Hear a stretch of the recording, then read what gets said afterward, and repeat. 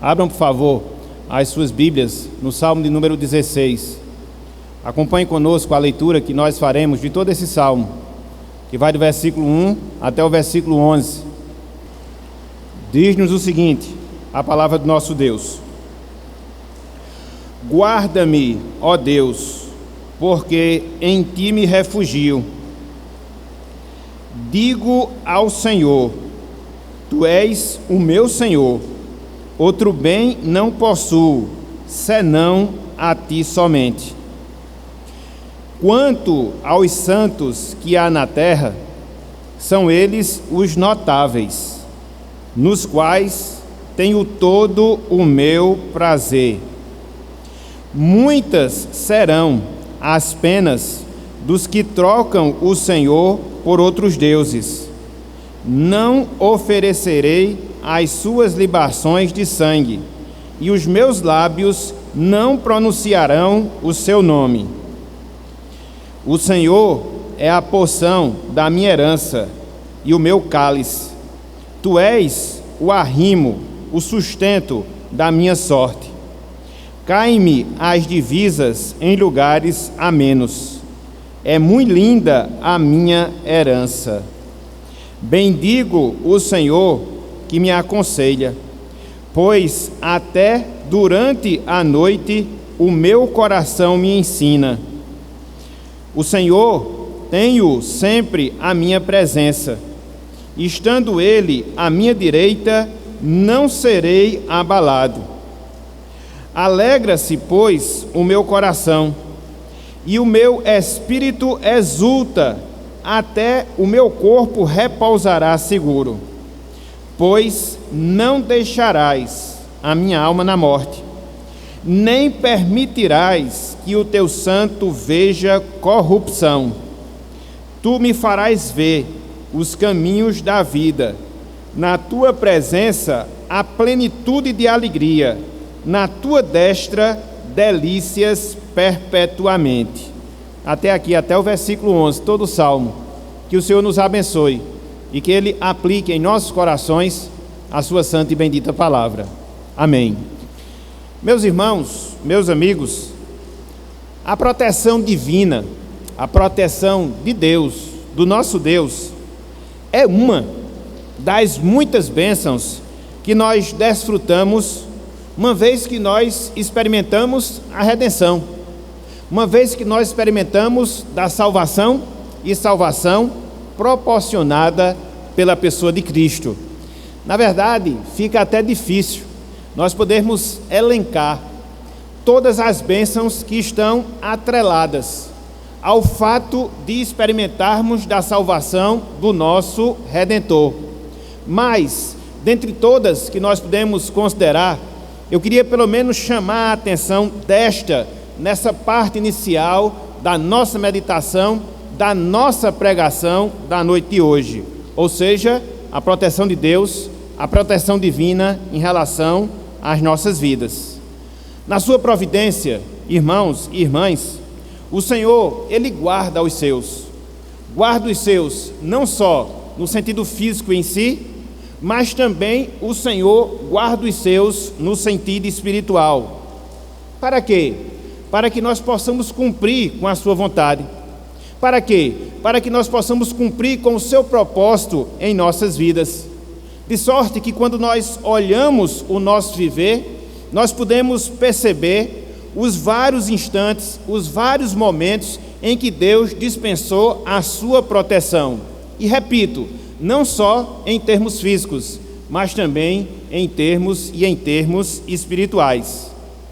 É interessante, meus irmãos, é interessante, meus amigos, que é justamente por essa proteção que Davi, ele ora a Deus, segundo o texto que nós temos diante de nós, ou seja, o Salmo de número 16. É por isso, irmãos, é por isso, amigos, que ele inicia esse salmo clamando, rogando a Deus: guarda-me, ó Deus, porque em ti me refugio.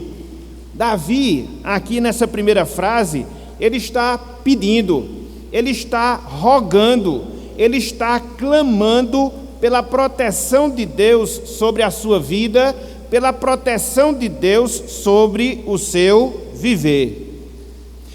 Nós não sabemos, irmãos, amigos, exatamente falando, quando foi que esse salmo que nós temos diante de nós, ou seja, o Salmo 16, ele foi escrito.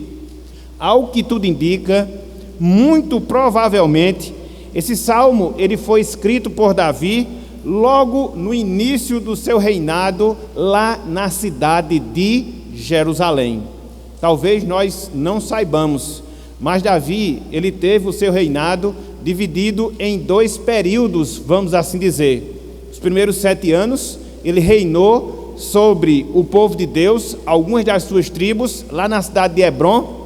Depois, ele reinou sobre todo Israel, lá na cidade de Jerusalém.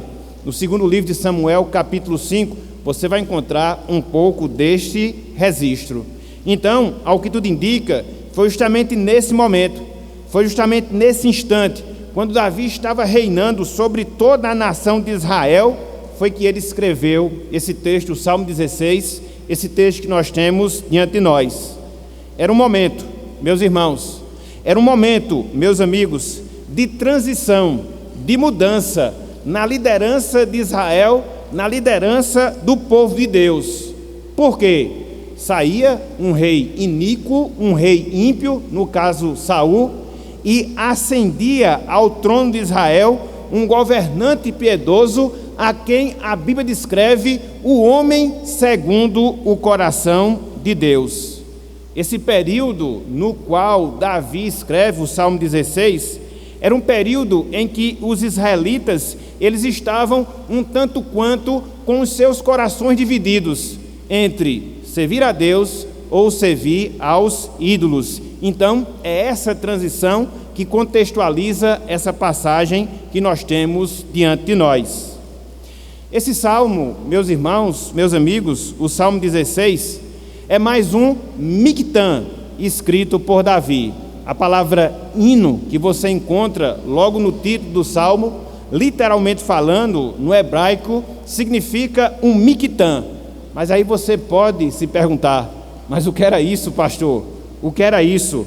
O Mictã, ele consistia em um escrito, em uma inscrição feita de ouro, que deveria ser cravada ou em uma parede, que deveria ser cravada na lápide de algum túmulo. E a gente observa isso em alguns momentos dos escritos de Davi, onde ele redige alguns mictãs, vamos assim dizer.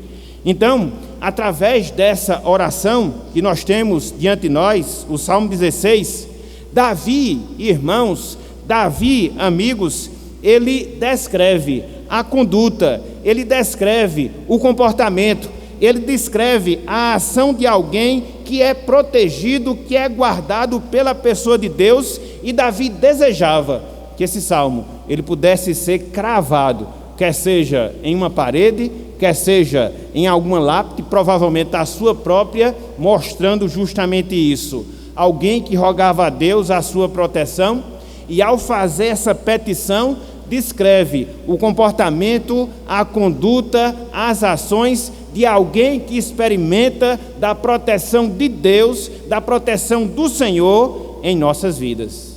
E diante disso, nós podemos nos indagar. E diante disso, nós podemos nos questionar. Quais são então as ações? Quais são então os comportamentos? Qual é então a conduta que caracteriza, que marca alguém que é protegido por Deus? É o que nós iremos, pela graça do Senhor, considerar na noite de hoje, através da exposição desse texto. É por isso, meus irmãos, é por isso, meus amigos, que o título da nossa mensagem, conforme anunciado, é A Conduta do Protegido de Deus. A conduta do protegido de Deus. E quando nós olhamos aqui este salmo, quando nós analisamos com detalhe este texto, nós percebemos que há 1, 2, 3 condutas que marcam aquela pessoa que é guardada, que marcam aquela pessoa que é protegida por Deus, protegida pelo Senhor. E quais são?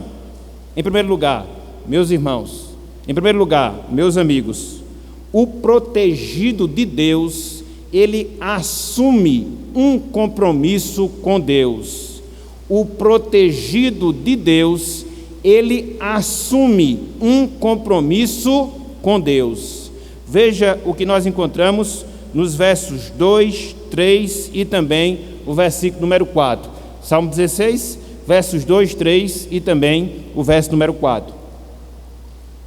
Diz o seguinte: digo ao Senhor, tu és o meu Senhor, outro bem não possuo, senão a ti somente. Quanto aos santos que há na terra, são eles os notáveis, nos quais tenho todo o meu prazer. Muitas serão as penas dos que trocam o Senhor por outros deuses. Não oferecerei as suas libações de sangue, e os meus lábios não pronunciarão o seu nome. Através desses 3 versos, meus irmãos, meus amigos, versículo 2 até o versículo 3, nós observamos o salmista Davi expressando a sua postura de ser inteiramente fiel a Deus, inteiramente fiel ao Senhor. Se nós pudéssemos dar uma interpretação bem direta aqui nesse trecho, nós poderíamos interpretá-lo justamente dessa forma. Davi, ele expressa a sua postura, Davi, ele expressa o seu comportamento de ser inteiramente fiel a Deus, de ser inteiramente fiel ao Senhor. No versículo 2, nós vemos: digo ao Senhor, tu és o meu Senhor, outro bem não possuo, senão a ti somente. Aqui, no verso de número 2, conforme nós acabamos de ler, Davi, ele se sujeita a Deus, reconhecendo a Deus como seu soberano. A palavra Senhor, que Davi utiliza aqui no versículo 2, é a palavra Adonai, no hebraico, que descreve a pessoa de Deus, só que com uma especificação: descreve a Deus como soberano, descreve a Deus como rei, descreve a Deus como soberano, como governante supremo. Davi era rei, humanamente falando. Conforme nós contextualizamos a passagem, ele estava no momento ímpar da sua vida, onde todas as tribos de Israel estavam sendo lideradas por ele, no caso, lideradas por Davi. Contudo, mesmo diante dessa situação, em seu coração, em sua mente, há esse entendimento, há esse reconhecimento de que para Davi o Senhor era o seu rei, para Davi o Senhor era o seu soberano. Então, através dessas palavras, Davi, ele assume esse compromisso de se submeter, de se sujeitar a este rei, a este soberano, que era quem? Era o próprio Deus. Que era quem? Era o próprio Senhor. Mas não só isso.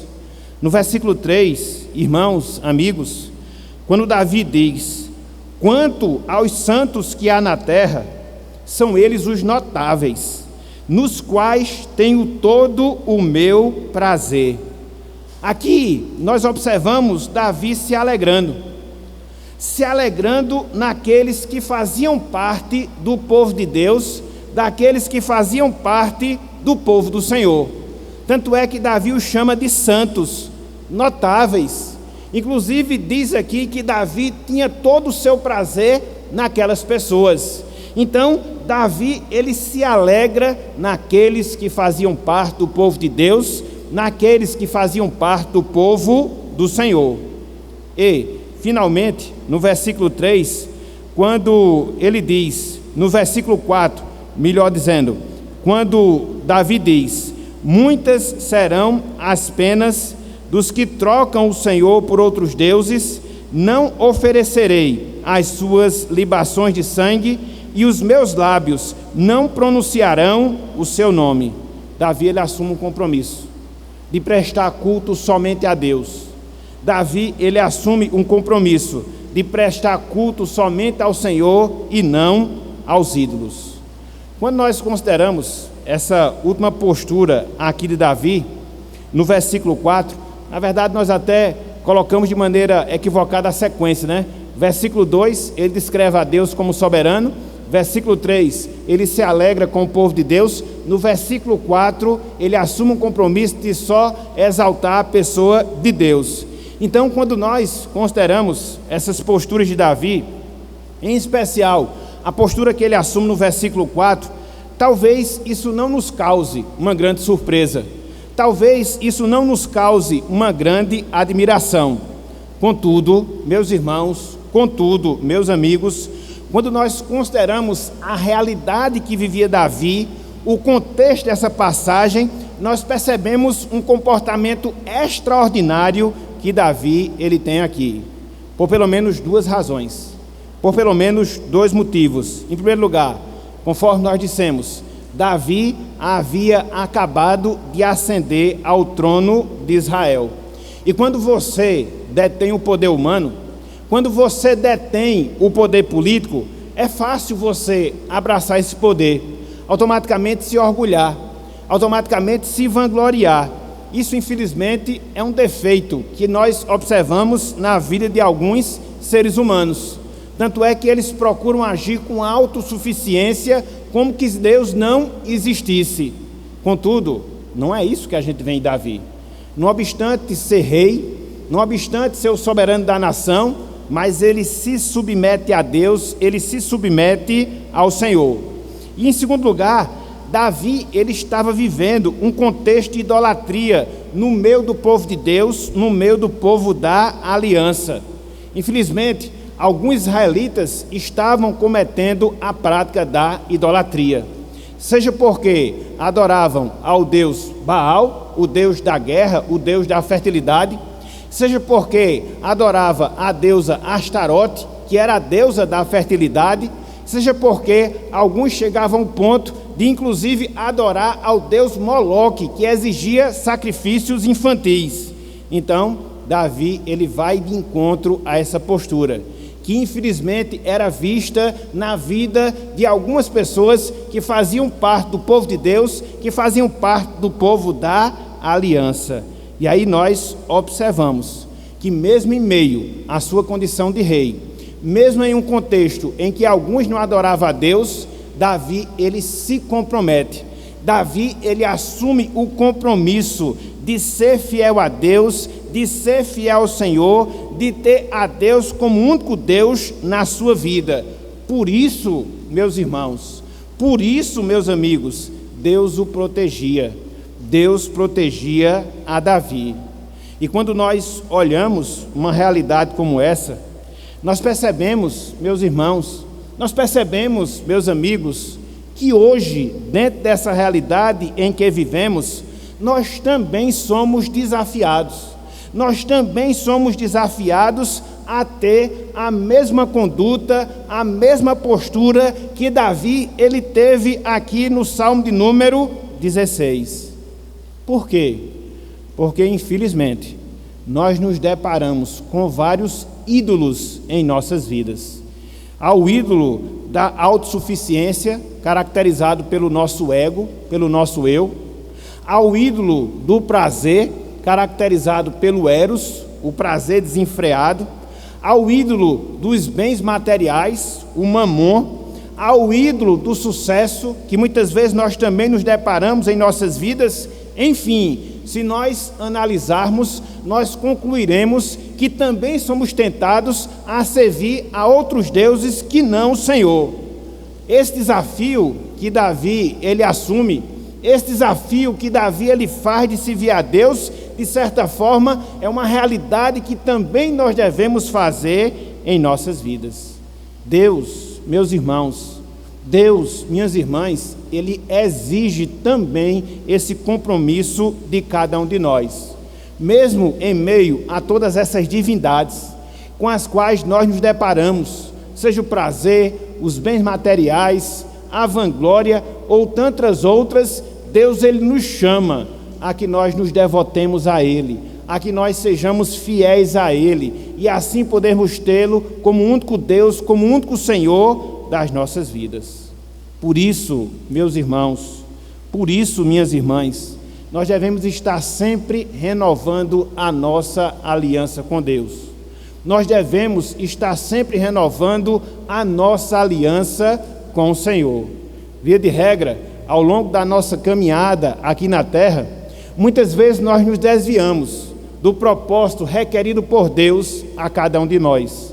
E muitas vezes seguimos outros caminhos, muitas vezes seguimos outras condutas que não aquela que Deus ele requer e espera de cada um de nós.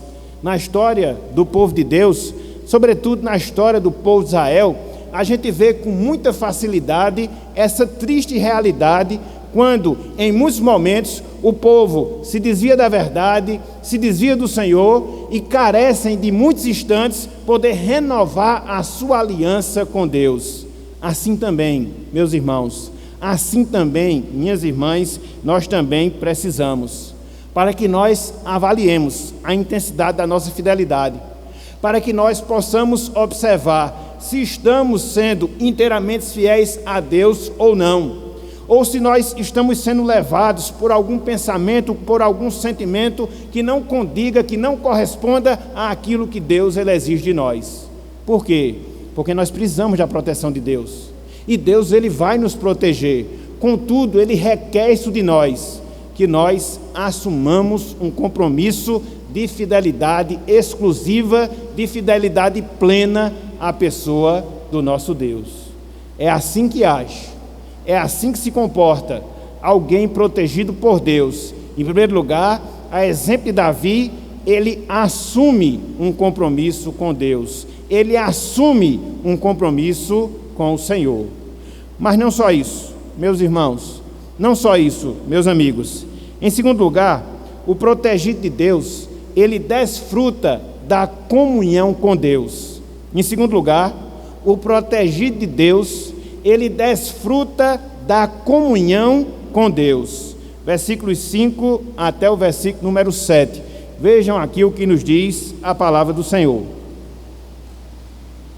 Diz o seguinte: o Senhor é a porção da minha herança e o meu cálice. Tu és o arrimo, a base da minha sorte. Caem-me as divisas em lugares amenos. Muito linda é a minha herança. Bendigo o Senhor, que me aconselha, pois até durante a noite o meu coração me ensina. Verso 8: o Senhor tem sempre a minha presença, estando Ele à minha direita, não serei abalado. Através desses versos, meus irmãos, através desses versos, meus amigos, Davi, ele descreve o nível de comunhão que ele mantinha com Deus.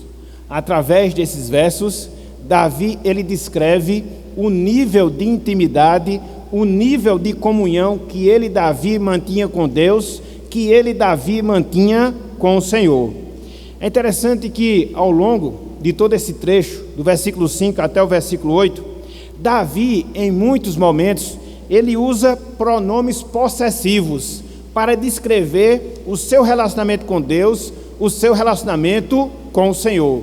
E o que é um pronome possessivo? É aquele que dá ideia de posse, é aquele que dá ideia de propriedade. É por isso que Davi dirige-se a Deus dizendo: o Senhor é o meu, ou a minha, porque era assim que ele enxergava a Deus, ele é assim que ele enxergava o Senhor, como a sua propriedade, como a sua possessão. Os versículos 5 e também o versículo número 6, Davi fala de Deus, em primeiro lugar, como sua herança. Davi diz, parte inicial do versículo 5, o Senhor é a porção da minha herança. A palavra herança aqui significa possessão. E essa palavra, ela traz à mente a condição dos levitas no Antigo Testamento. E qual era a condição dos levitas no Antigo Testamento? Deus havia privado os levitas de ter possessão terrena, de ter terra.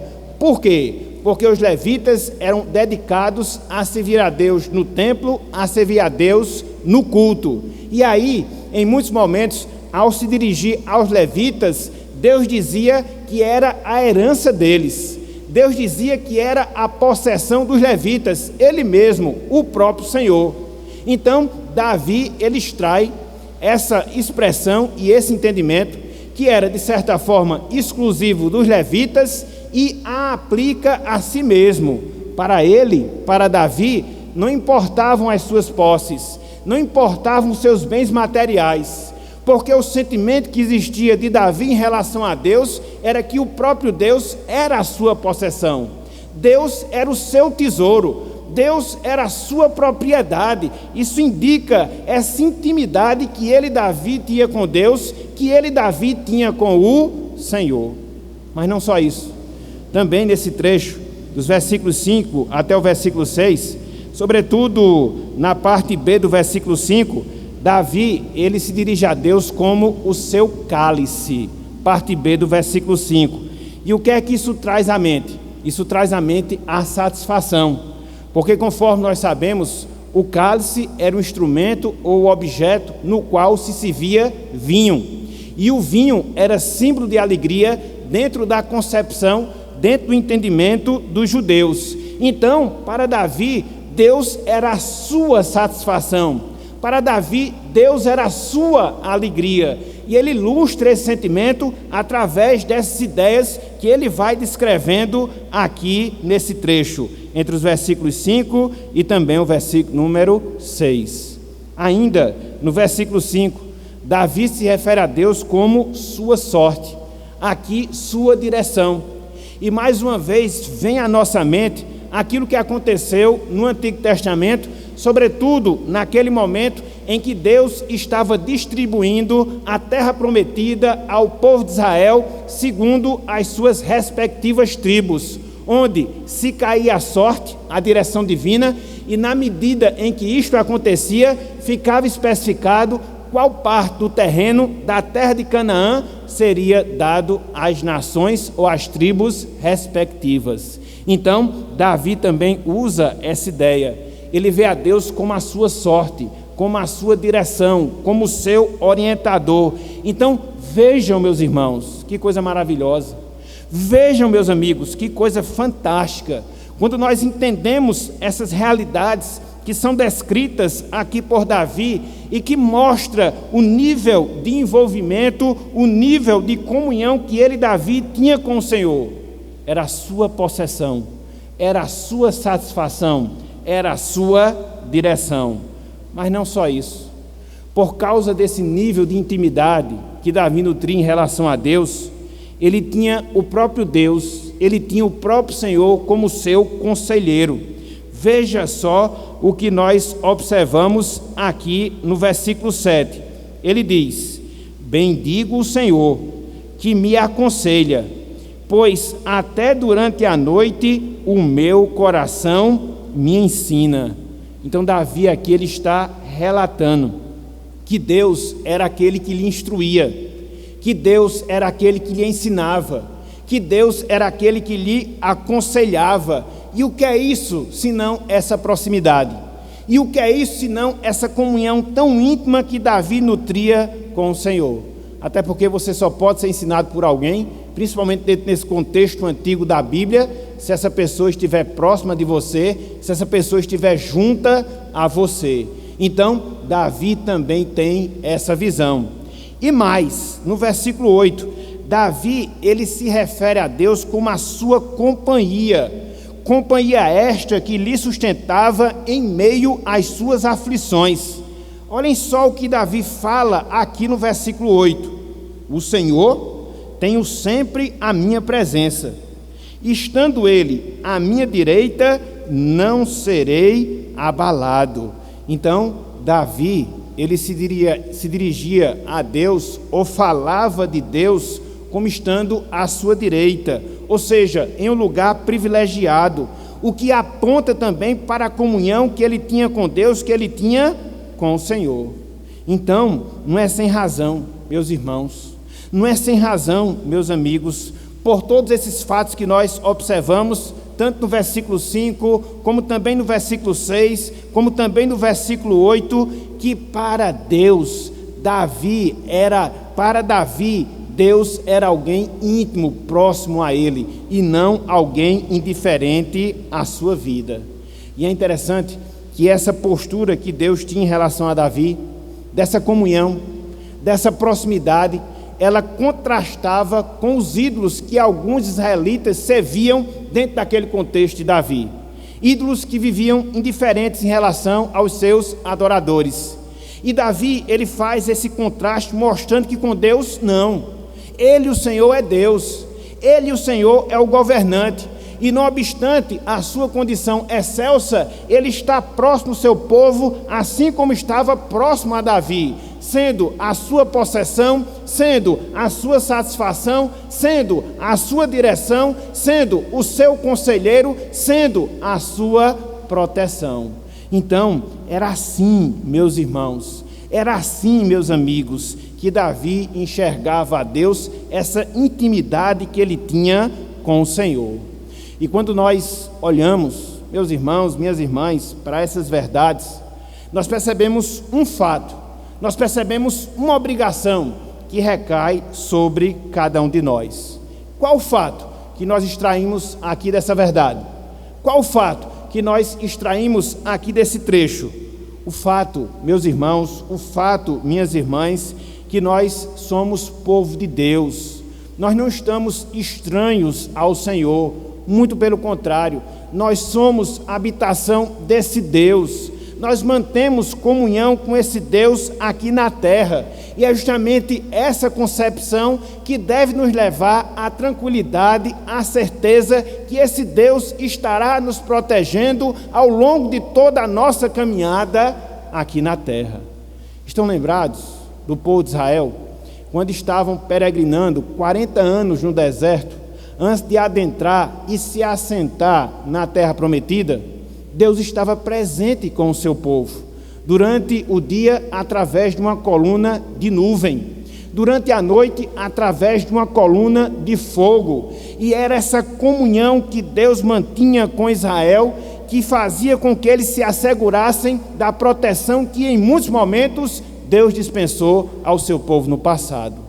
É assim também, meus irmãos, é assim também, minhas irmãs, que acontece em relação a cada um de nós. Somos povo da aliança, somos povo de Deus, e o próprio Deus, mediante o seu Espírito, ele habita em cada um de nós, e é essa a realidade que deve tranquilizar os nossos corações, que deve trazer paz às nossas almas, dentro da certeza que cada um de nós devemos ter, que Deus dispensará a sua proteção, o seu cuidado sobre as nossas vidas. A comunhão gera proteção. Se nós desfrutamos da comunhão com Deus, seremos protegidos por Deus. Se mantemos comunhão com o Senhor, Ele dispensará o seu cuidado em relação a cada um de nós. Que privilégio, meus irmãos, que privilégio, minhas irmãs, nesse mundo tão incerto, de problemas, de dificuldades, de tantas tribulações, que muitas vezes nós nos deparamos em nossas vidas, podermos, à luz da palavra, ter essa certeza no nosso coração, da proteção dispensada por Deus, porque Ele está mantendo comunhão conosco e estará sempre até a consumação da nossa salvação. Por isso, meus irmãos, recai sobre nós essa obrigação. De quê? De nós cada vez mais aprofundarmos a nossa comunhão com o Senhor, através da sua palavra, através das orações, enfim, de todos os meios de graça que nós mencionamos hoje pela manhã. Porque na medida em que isso se dá, na medida em que isso ocorre, cada vez mais estaremos conscientes da proteção que Deus dispensará às nossas vidas. E assim venceremos a insegurança, e assim venceremos o medo, e assim venceremos o pavor que muitas vezes faz brotar nos nossos corações, que muitas vezes batem à porta da nossa vida. É saber, quando o medo chegar, ter essa consciência, ter essa concepção: eu estou em comunhão com o Senhor, por isso eu estou protegido. eu estou em comunhão com Deus, por isso Ele está me guardando. Aconteça o que acontecer, ocorra o que ocorrer, essa é a verdade que nós temos, porque o protegido por Deus, ele mantém comunhão com Deus. Então, em primeiro lugar, o protegido de Deus, ele assume um compromisso com Deus. Em segundo lugar, o protegido por Deus, ele mantém comunhão com Deus. Mas não só isso. Em terceiro lugar, meus irmãos, em terceiro lugar, meus amigos, o protegido de Deus experimenta a alegria em Deus. O protegido de Deus experimenta a alegria em Deus. Versículos 9 até o versículo número 11. Diz o seguinte, a palavra do Senhor: alegra-se, pois, o meu coração, e o meu espírito exulta. Até o meu corpo repousará seguro, pois não deixarás a minha alma na morte, nem permitirás que o teu santo veja a corrupção. Tu me farás ver os caminhos da vida, na tua presença há plenitude de alegria, na tua destra delícias perpetuamente. O que é que nós encontramos aqui nesse trecho? O que é que nós aprendemos mediante esses versos? Simples, meus irmãos, simples, meus amigos. Através dessa passagem, Davi, ele revela a satisfação que ele sentia na presença de Deus. Davi, ele revela a satisfação que ele sentia por estar na presença de Deus. E há algo fantástico aqui nesse trecho, que descreve justamente esse sentimento, que descreve justamente essa satisfação, que menciona justamente essa alegria que Davi, ele aqui faz menção. Por quê? Porque para Davi, meus irmãos, meus amigos, Deus, ele lhe proporcionava não qualquer alegria, mas uma alegria perene, uma alegria contínua e não uma mera satisfação passageira. Por quê?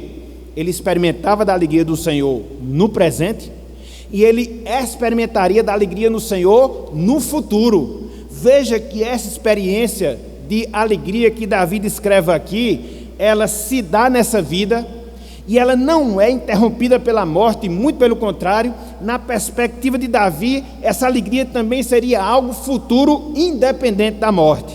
Em primeiro lugar, Davi, ele descreve a alegria presente, que ele experimentava em Deus, que ele experimentava no Senhor. Veja a primeira parte do versículo 9, ele diz: alegra-se, pois, o meu coração, e o meu espírito exulta. Veja, meus irmãos, veja, meus amigos, que a alegria presente de Davi, ela envolvia todo o seu ser, tanto o seu coração, literalmente falando, o seu rim, como também a sua alma, o seu interior. E não era qualquer tipo de alegria, não era qualquer tipo de satisfação. Tanto é que Davi usa a palavra exulta. E no original, essa palavra indica muito mais do que uma alegria, muito mais do que uma satisfação. E aí, quando nós olhamos toda a vida de Davi, nós chegamos à conclusão que ele é um testemunho vivo de alguém que se alegrava em Deus.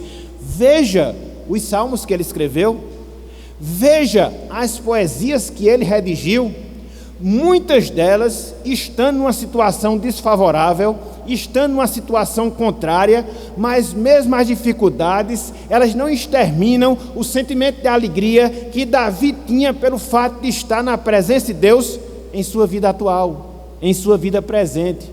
E aí, não só ele fala dessa alegria presente, mas Davi, ele olha para o futuro e enxerga também a alegria que ele desfrutaria de Deus no futuro. Versículos 9, parte B, até o versículo 11, ele fala: até o meu corpo repousará seguro, pois não deixarás a minha alma na morte, nem permitirás que o teu santo veja a corrupção.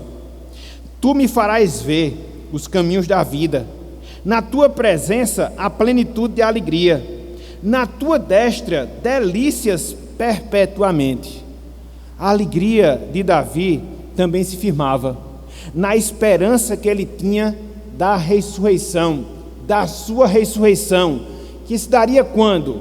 No futuro. Que se daria quando? Mais adiante. Apesar desse texto aqui, sobretudo o versículo número 10, ele se aplicar diretamente a Cristo e a sua ressurreição, se você ler o livro de Atos, capítulo 2, na pregação de Pedro, ele vai fazer menção a esse trecho do Salmo.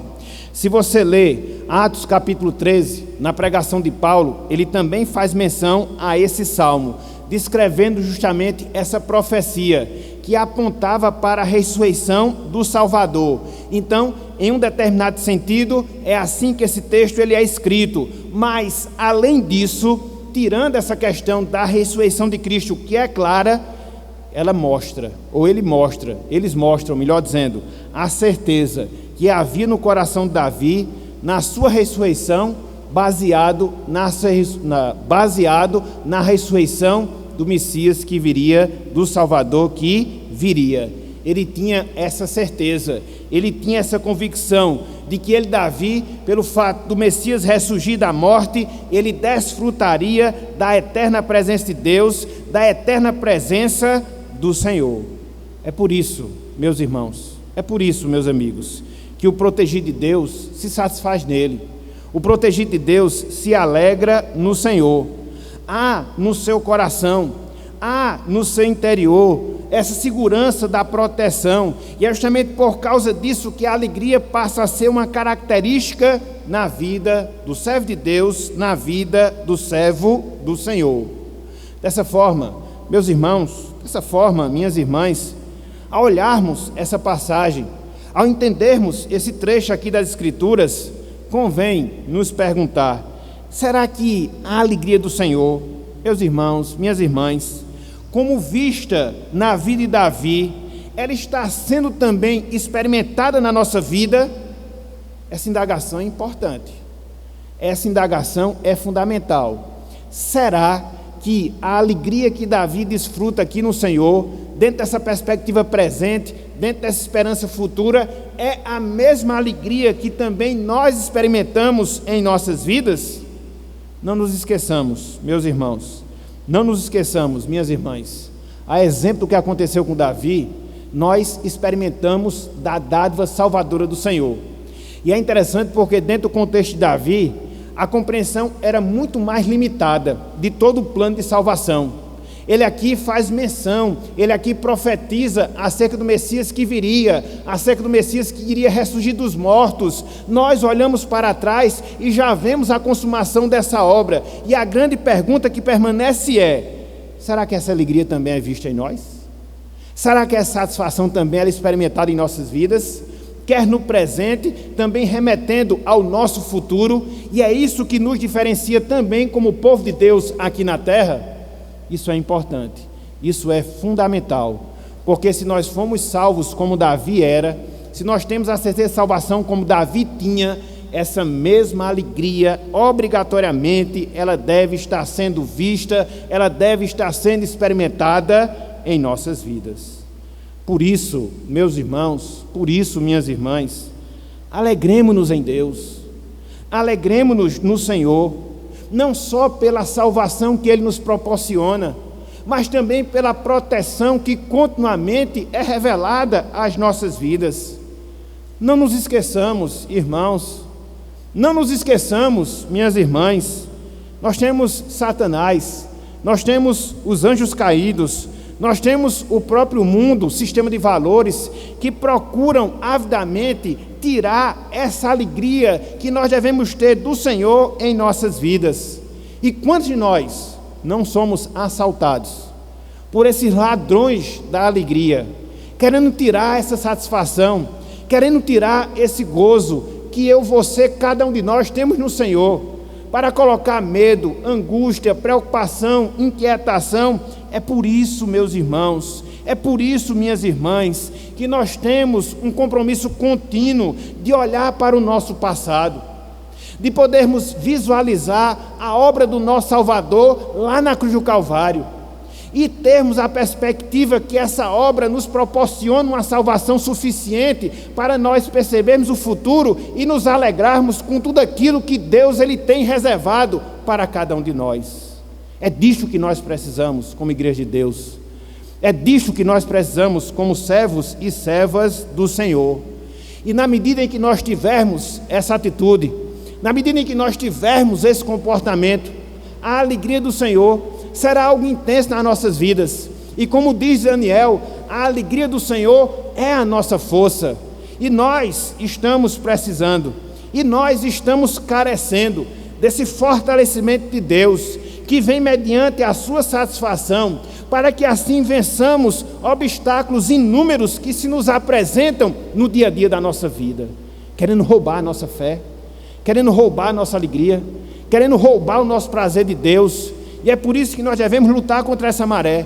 E pela graça de Deus, pela graça do Senhor, através da sua satisfação, avançar no nosso plano de salvação. É assim que age um protegido de Deus. É assim que se comporta uma protegida de Deus. Se alegra, se satisfaz no Senhor. Se alegra, se satisfaz em Deus. É assim que nós aprendemos na palavra do Senhor. Nós estamos, meus irmãos, meus amigos, nos dirigindo para a parte final da nossa meditação na noite de hoje. E o que foi que nós vimos? O que foi que nós observamos? Observamos o comportamento de alguém que é protegido por Deus. Vimos como age alguém que é protegido por Deus, como acontecia com Davi, como acontecia ao servo do Senhor.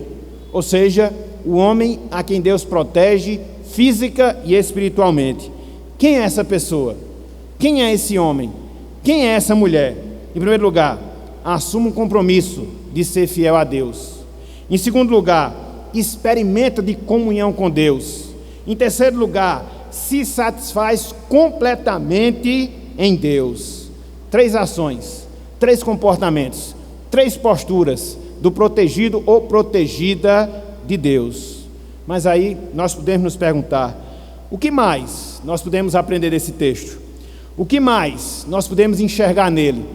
Será que a gente enxerga Cristo aqui nesse texto? Será que a gente enxerga Cristo aqui nesse salmo?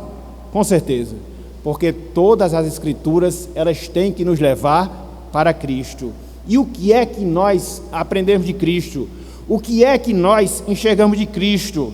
Simples, meus irmãos, simples, minhas irmãs. Esse salmo, ele nos ensina que Cristo, ele é o nosso grande protetor. Cristo, ele é o nosso grande protetor. Até porque foi Cristo, quem desceu dos céus.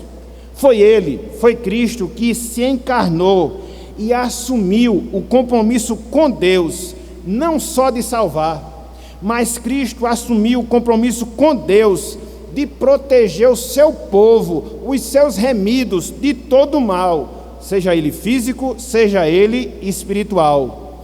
No sangue de Cristo, irmãos e irmãs, nós estamos protegidos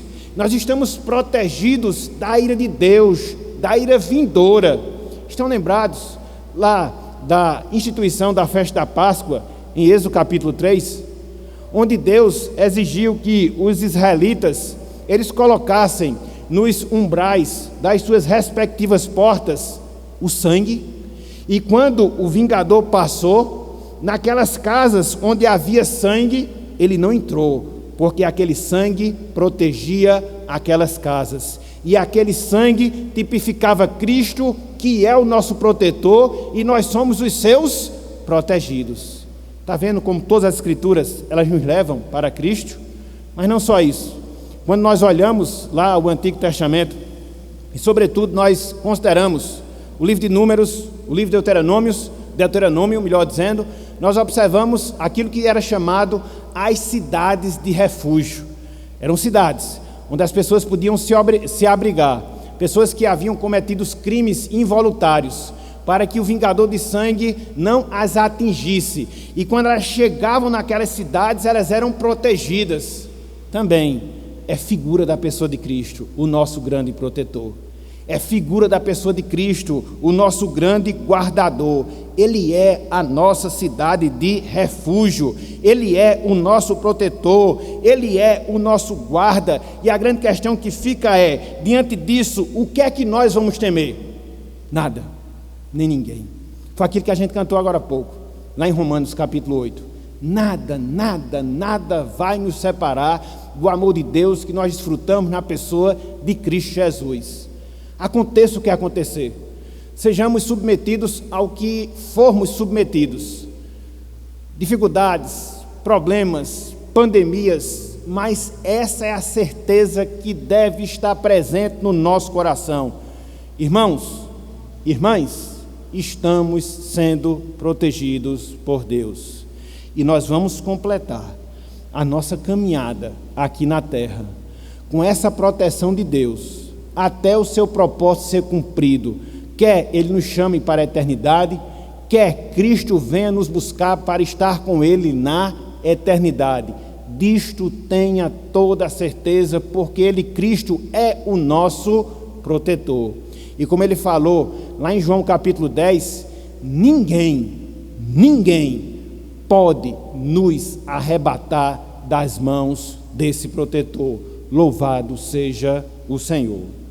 Em segundo lugar, meus amigos, minhas amigas, diante de tudo isso que nós expusemos, diante de tudo isso que nós colocamos, fica um desafio para você. Que desafio? Refugie-se em Cristo, para que a ira de Deus, ela não venha ser derramada na sua vida. Refugie-se em Cristo, para que a ira de Deus, ela não venha ser derramada em sua vida. Não há como nós deixarmos de lhe alertar em relação a esse fato. Não há como nós deixarmos de negligenciar essa verdade. A sua alma, que é o bem mais precioso que você tem na sua vida, ela corre um grande perigo, mas um grande perigo mesmo. Por quê? O seu futuro é incerto, seja em relação à morte, que você não sabe quando vai acontecer, seja em relação ao retorno de Cristo, que você também não sabe quando vai acontecer. Então, a eternidade, ela pode chegar muito mais rápido do que você imagina, muito mais rápido do que você pensa. E qual é a sua esperança? Em quem você vai se proteger? Em quem você vai se guardar quando a eternidade bater na porta da sua vida? Em quem? Em quem? Em quem? Não há ninguém que de fato lhe proteja, que de fato lhe guarde. Só há uma pessoa, e essa pessoa é Cristo, o nosso grande protetor. Portanto, volte-se a Ele. Portanto, clame pela sua graça, clame pela sua misericórdia, volte-se em arrependimento, volte-se em confissão e experimente a bênção da proteção divina por toda a sua vida e assegure a sua eternidade com Deus. Esse é o conselho que nós damos, baseado na verdade da palavra do Senhor. Portanto, meus irmãos, portanto, meus amigos, que esse Deus nos abençoe, que esse Deus aplique a sua palavra em nossos corações e que nós saiamos nesta noite de hoje daqui e que nós possamos estar em nossas casas meditando nessa verdade. Deus protege a quem Ele salva, e a quem Ele salva age de maneira diferenciada, assumindo um compromisso com Ele, mantendo comunhão com Ele e se alegrando nele, não só agora, mas por toda a eternidade. Então, que esse Deus nos abençoe e que Ele aplique a sua santa palavra em nossos corações. Amém.